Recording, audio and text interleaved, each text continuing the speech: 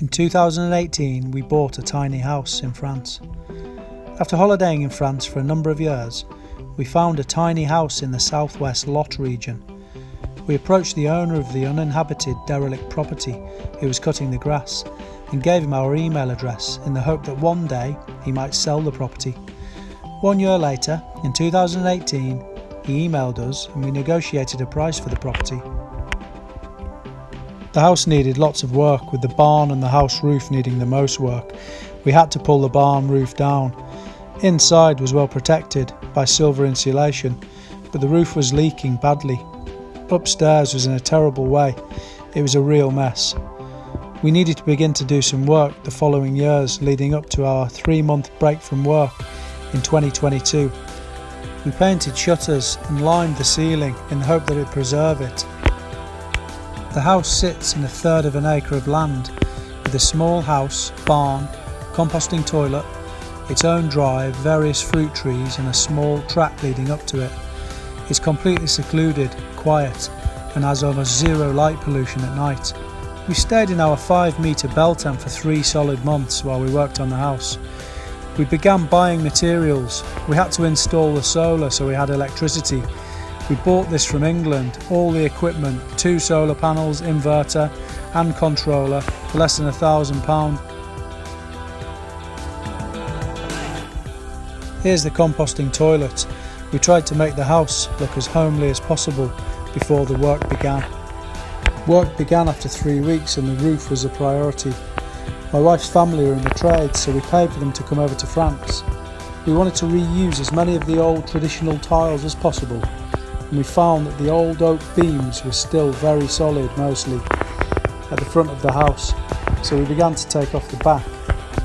Although the oak beams were solid, we felt that we needed further reinforcement, so decided that green Douglas fir for the rafters in between. Here you can see the old tiles and the view over the amazing valley. We began to take off the tiles on the back of the house.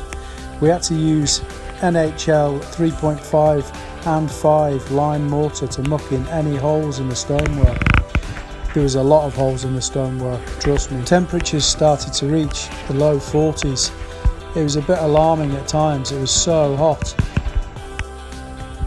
We were left with a skeleton structure and lots of old tiles.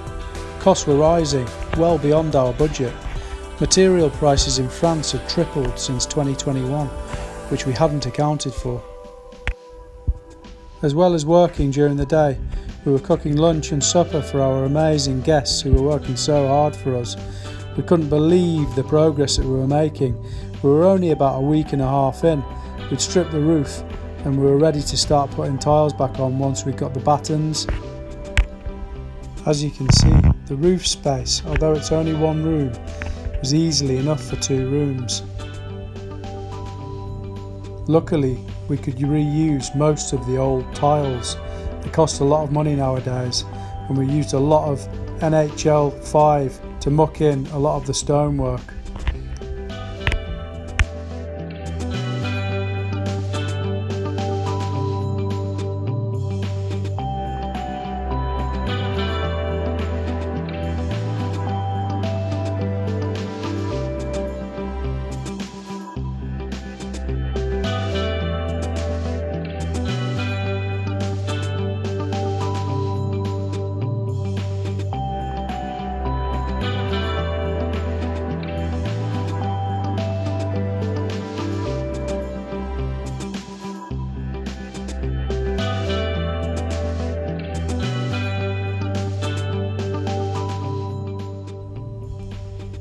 Here you can see the Douglas fir rafters that have been put in, the battens being put on. Slowly but surely, we had the nail gun working at its optimum with only 2 people on the roof at once. Again, it was an unbelievably quick job. My wife's dad found some old amazing iron windows. We had to wait a couple of days as well for some battens, so we began insulating inside. Utterly terrible job, I couldn't believe it.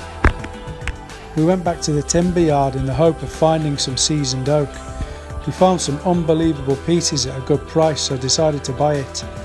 Planing the oak was made easy using machines at a local wood associative.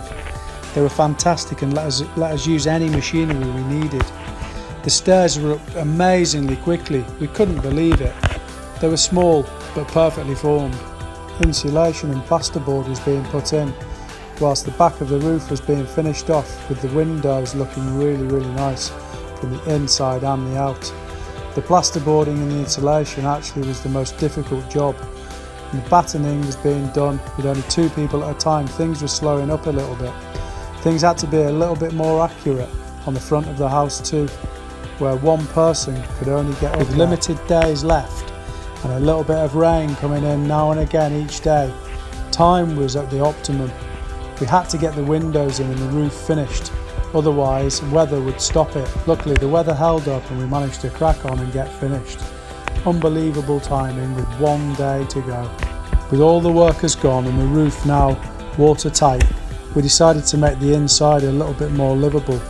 We could definitely live downstairs for a little bit whilst still living in the bell tent in the evenings. We carried on working, aiming to do some more plasterboard and insulation, but it was so difficult with just the 2 of us, and I really struggled to relax. There were so many jobs to do, especially upstairs.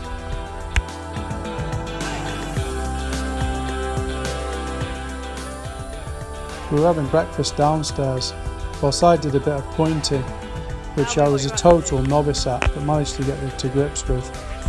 We saw some amazing sunsets. We had an amazing time in France, 3 months well spent.